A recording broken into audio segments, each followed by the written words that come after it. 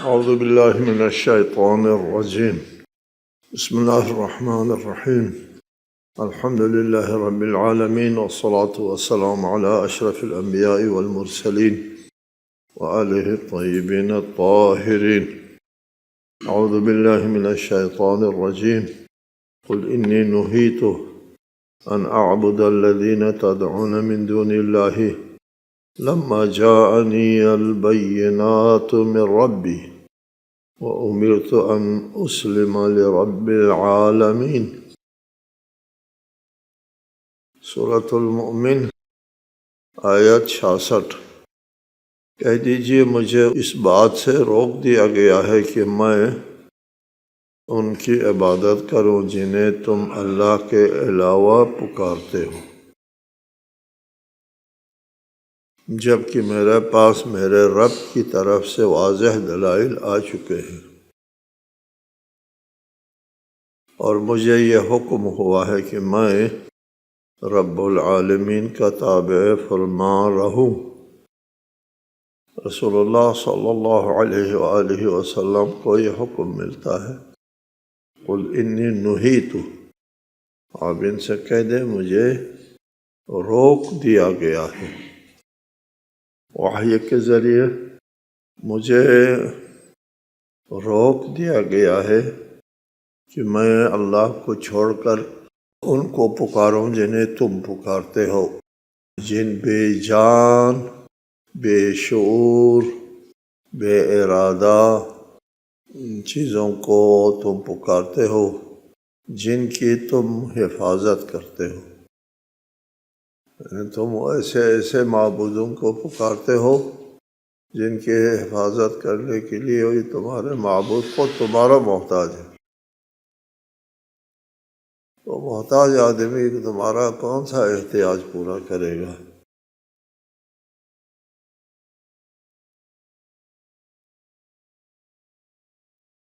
لما جاءنی البینات من ربی، میرے رب کی طرف سے بینات آ گئی، واضح دلیل آ گئی، بات سمجھا دی گئی، مجھے بات سمجھ میں آ گئی۔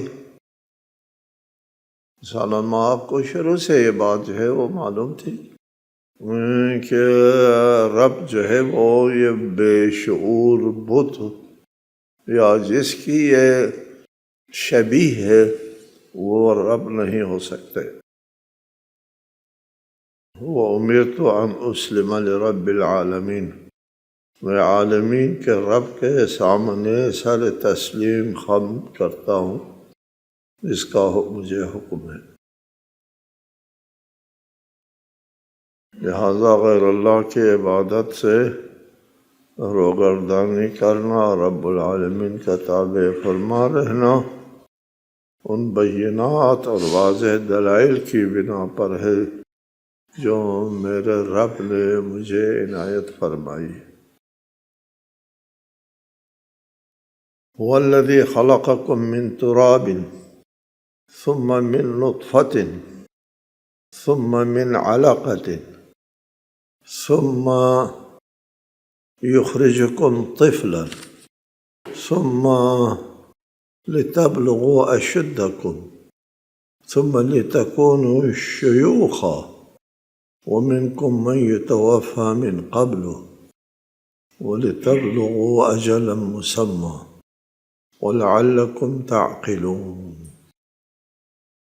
وہ وہی ہے جس نے تمہیں مٹی سے پیدا کیا، پھر نطفے سے، پھر لوتھڑے سے، پھر تمہیں بچے کی صورت میں پیدا کیا، پھر تمہاری نشو و نما کرتا ہے تاکہ تم اپنی جوانی کو پہنچ جاتے ہو، پھر تمہیں مزید زندگی دیتا ہے تاکہ تم بڑھاپے کو پہنچ پاؤ، اور تم میں سے کوئی تو پہلے ہی مر جاتا ہے اور بعض کو مہلت ملتی ہے تاکہ تم اپنے مقرر وقت کو پہنچ جاؤ اور تاکہ تم عقل سے کام لو۔ سورہ حج آیت 5 میں تفصیل سے اس قسم کی آیت کے ذیل میں تشریح ہو چکی ہے، تاہم اس مسئلے کی اہمیت کے پیش نظر آج ایک مرتبہ پھر آپ کو اس بات کی وضاحت کر دوں۔ اس میں انسان کی ابتدائی تخلیق میں اللہ تعالیٰ کی آیات و بینات اور معجزات ہے، اور انتہائی عجائب غرائب پر مشتمل معجزات ہیں انسان کی تخلیق میں۔ اور اس میں یہ دلیل بھی ہے کہ انسان کی تخلیق صدفتاً نہیں ہوا، اتفاقی نہیں ہے جیسا کہ ملحد لوگ کہتے ہیں۔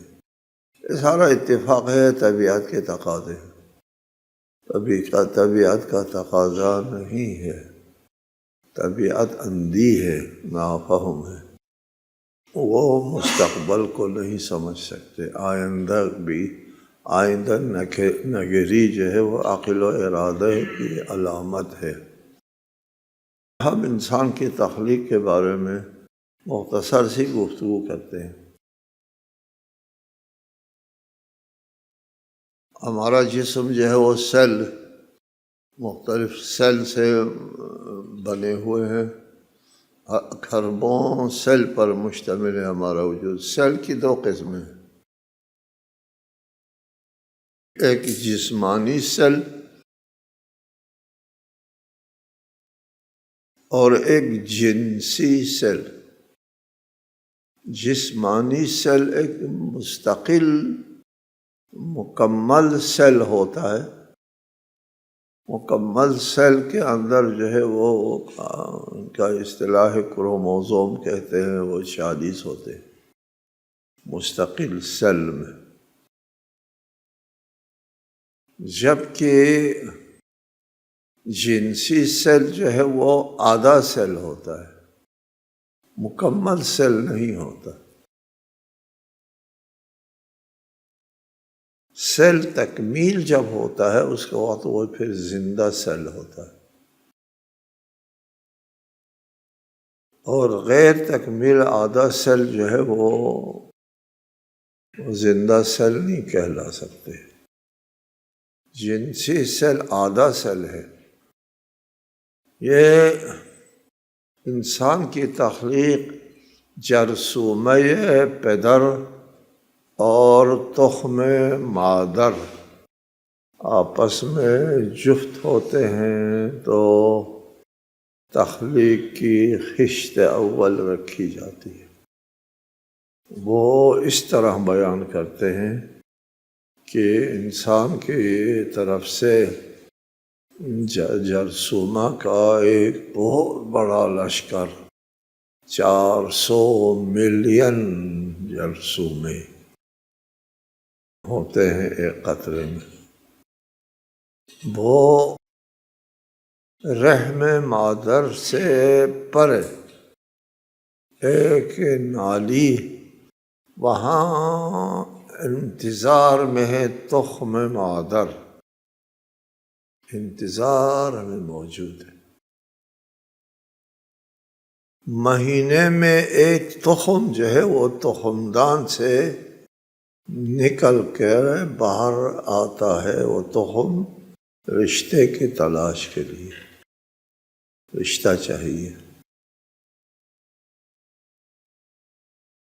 مہینے میں ایک تخم نکل آتا ہے اور ادھر سے جرثومہ پدر چلا جاتا ہے، اور کئی ملین وہاں پہنچنے تک صاحب راستے میں مر جاتے ہیں، اور کوئی 500 کے قریب وہاں پہنچتے ہیں جہاں رشتہ ملنا ہے۔ ہم تخم مادر کو اور جرثومہ پدر کو آپس میں رشتے سے بات کریں گے۔ تخم مادر انتظار میں ہے، یہاں سے رشتہ پوچھنے والے 500 پہنچ جاتے ہیں۔ جی، 500 میں سے ہر ایک کی یہ کوشش ہوتی ہے کہ اس کو یہ رشتہ مل جائے، تخم مادر مل جائے۔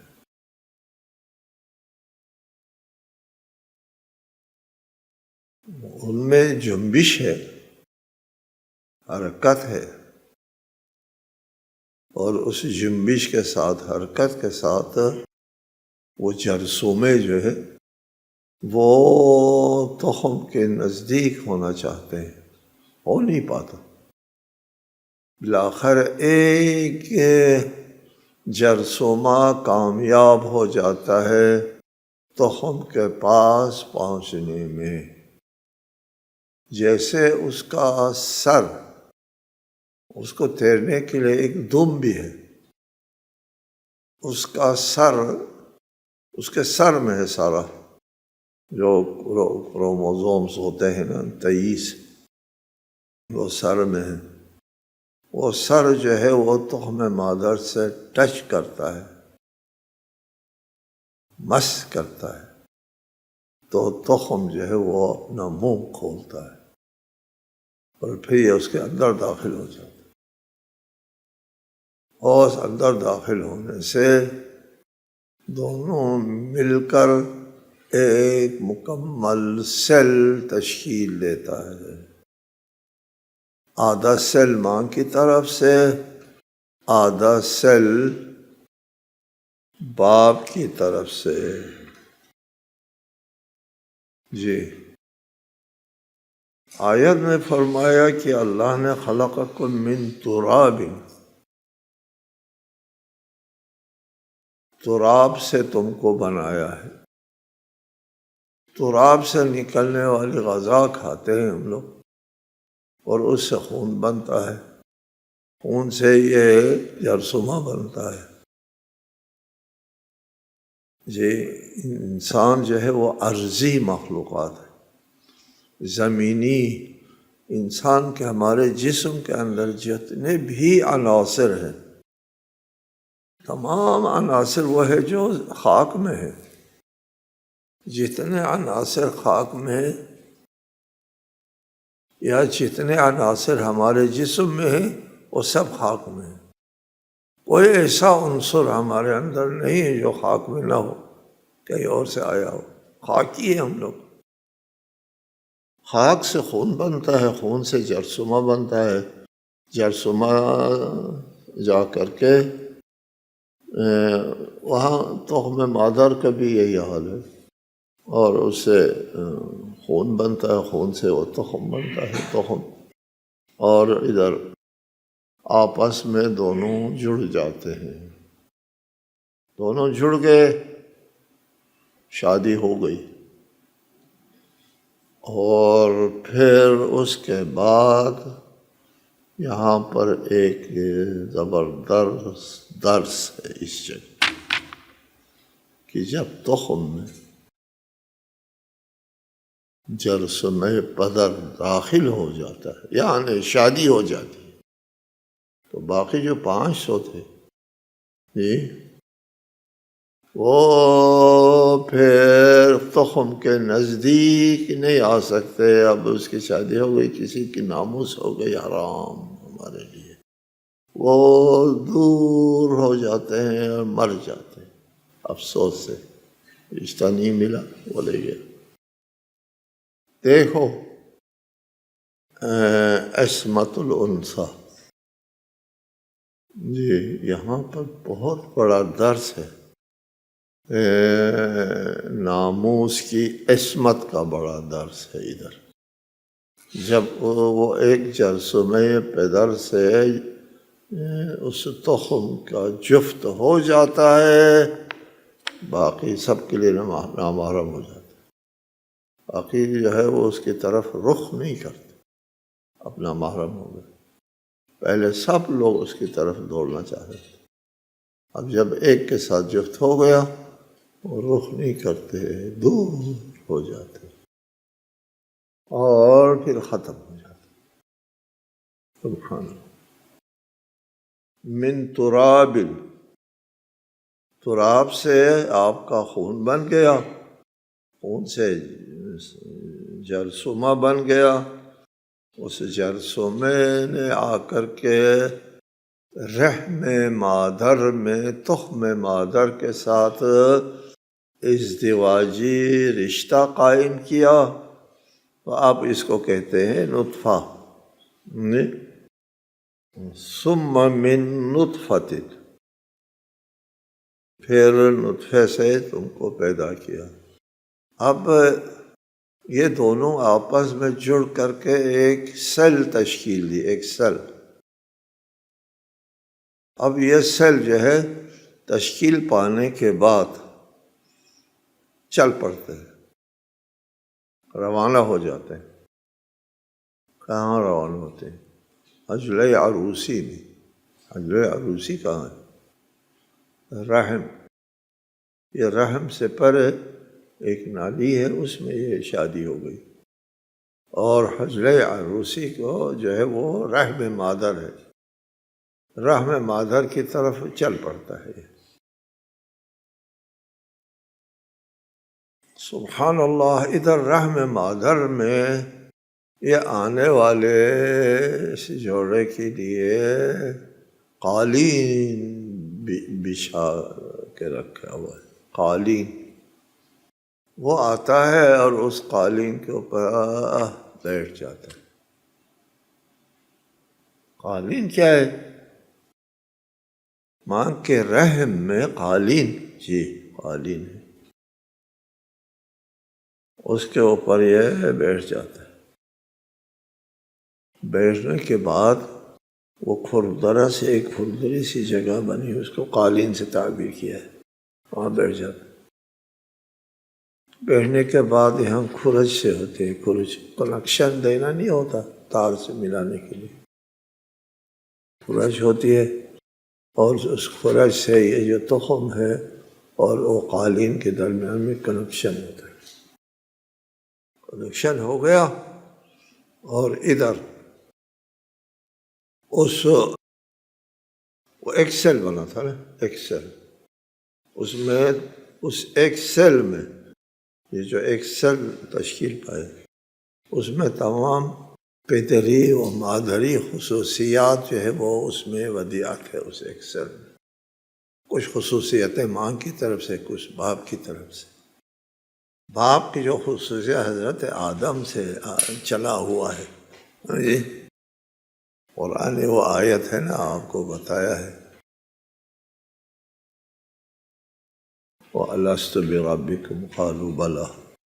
حضرت آدم کے صلب سے جب اولاد آدم کو نکالا جا رہا تھا، اس وقت ان سے پوچھا کیا میں تمہارا رب نہیں ہوں؟ تو کہا تھا بلا. جی اس فطرت سے، اس جبلت سے جس کو اللہ تعالیٰ نے صلب آدم میں، جرثومہ آدم میں ودیعت فرمائی تھی، اس سے پوچھا الست بربکم قالوا بلا. وہی بات جو ہے منتقل ہو کر کے تمام نسلوں کی طرف، ماں کی طرف سے، باپ کی طرف سے تقسیم ہوتا ہے. ماں کے خون کے ساتھ کنیکشن مل گیا، یہ وہ فرش کو چھیل کے، قالین کو چھیل کے اس کے ساتھ کنیکشن مل گیا، اور پھر ماں کا خون جو ہے اس کے ساتھ متصل ہو گیا. اب یہ تقسیم ہوتا ہے 2، 4، 8، 16، 32، اس طرح تقسیم آتا ہے. بڑی تیزی سے بڑھنا شروع کر دیتا ہے. بڑھ کر کے کیا ہوتا ہے؟ ثم من علاقۃ، علاقہ تک آ جاتا ہے، بڑا ہوتا ہے. جی علاقہ بننے کے بعد ابھی پھر بچہ بنانے کی نوبت آتی ہے. علاقہ یعنی گوشت کا لوتھڑا بن گیا. لوتھڑا یہ سیل جو ہے وہ تقسیم کھا کر کے اب بڑا ہوگا، کافی بڑا ہو گیا. ماہرین کہتے ہیں 125 تک جب تعداد بڑھ جاتی ہے، اس کے بعد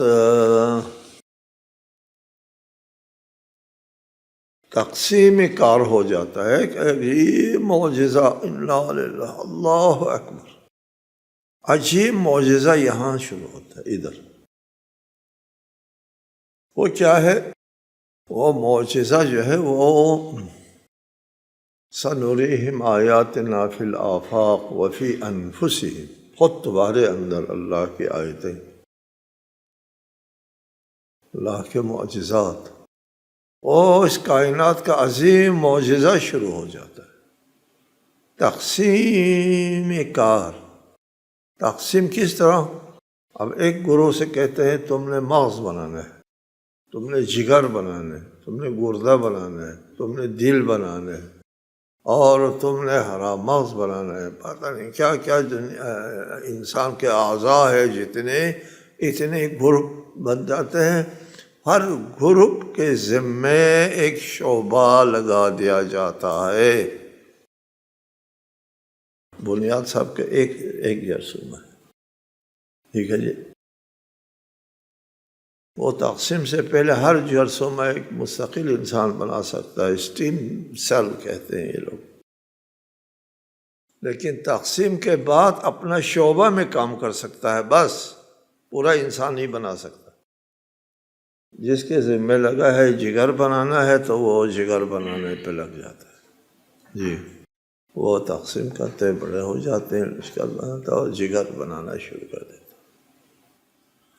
جگر کی ساخت اور اس کے لیے جو درکار چیزیں ہیں وہ مہیا کرتا ہے۔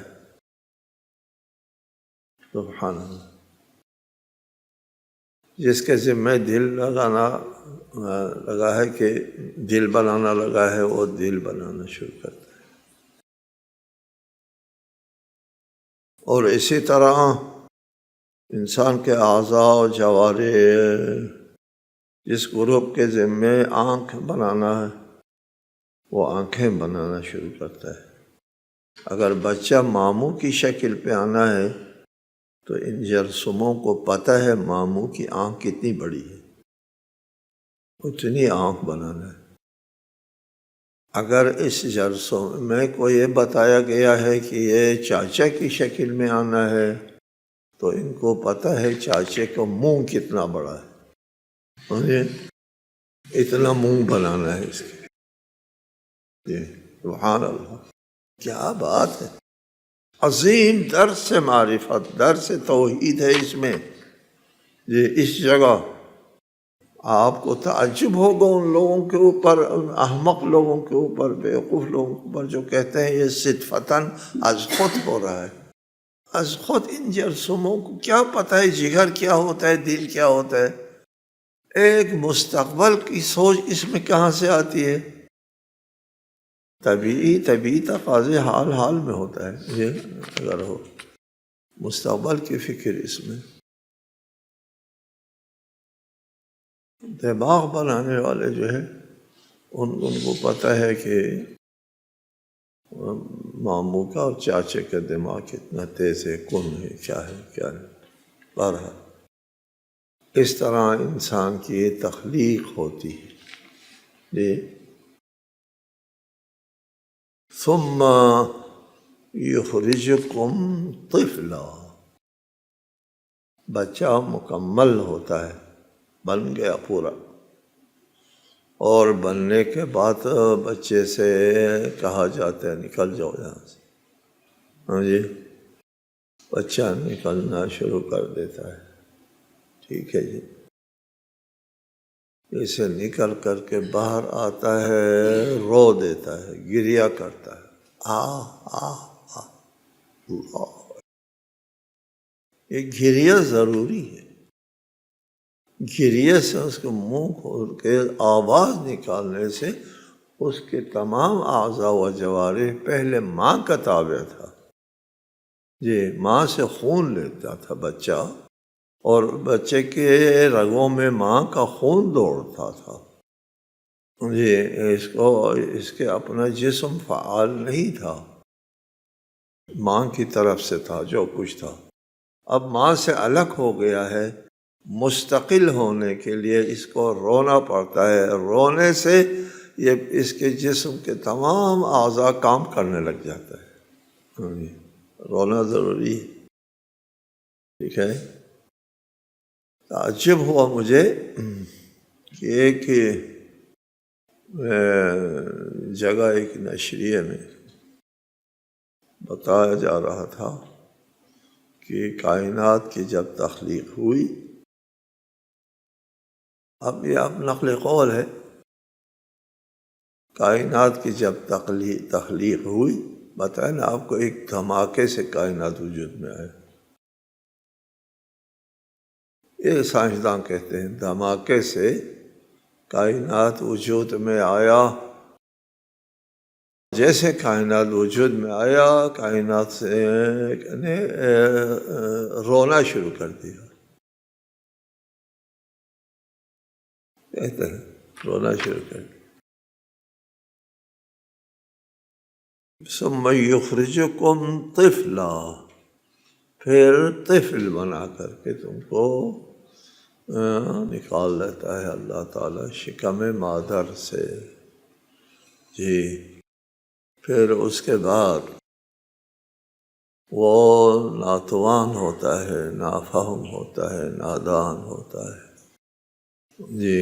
اس ناتوانی، اس نادانی کی تحفظ کے لیے اللہ تعالیٰ نے ایک حفاظت کا انتظام کیا ہے۔ اللہ اکبر، ان کی یہ بچہ پلے بڑے بڑا ہو جائے، مجھے اس کے لیے انتظام کیا ہے۔ یہ نادان ہے، یہ خود کچھ نہیں کر سکتا، جی۔ کون کرے گا پھر؟ ایک ماں کے دل میں اتنی مہر و محبت ڈال دی اللہ تعالیٰ نے کہ وہ اپنے جان سے گزر جاتی ہے، اس بچے کے اوپر آنچ آنا اس کے لیے تحمل نہیں ہوتا۔ کتنا عاجز و ناتواں ہے بچہ، بیچارہ ہے، جی۔ اس کے حفاظت کا انتظام کیا ہے مہر مادری کے ذریعے، جی۔ ماں کے دل میں محبت ڈال دی، اس قدر محبت، رات جاگتی ہے، اف تک نہیں کرتی، اف نہیں کرتی۔ حدیث میں ایک عورت میں 10 مردوں کا صبر موجود ہے، 10 مردوں کا صبر، اور جب وہ صاحب اولاد ہو جاتی ہیں تو 20 مردوں کا صبر آ جاتا ہے۔ میں دیکھتا ہوں اپنے رشتہ دار عزیزوں کے ہاں بچے، ایک بچہ بہت تنگ کر رہا ہے، ادھر ہم دیکھ کر کے ہم سے برداشت نہیں ہوتا، ماں اف تک نہیں کرتی، جی۔ اس کو بہلاتی ہے، اس کو اٹھاتی ہے، اللہ، نہ تھکتی ہے نہ تنگ آتی ہے، سبحان اللہ۔ کیا خداوند عالم نے اس کو صبر دیا ہے، اس ماں کو محبت عنایت کی ہے، اس ماں کو۔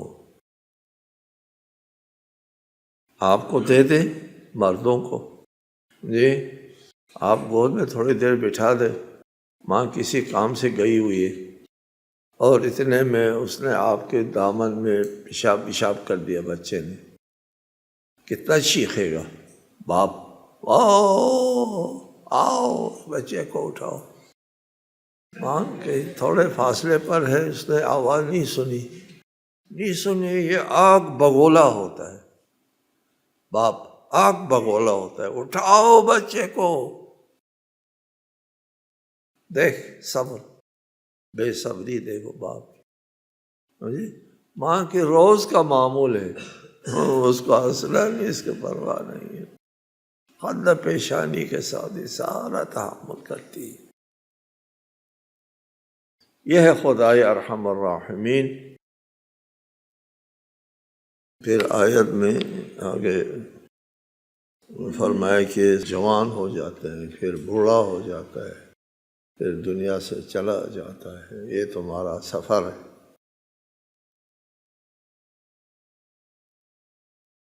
لعلکم تعقلون، آپ آخر میں ہے لعلکم تعقلون، عقل سے کام لو۔ یہ انسان کی تخلیق میں کتنے اللہ تعالیٰ کے معجزے ہیں۔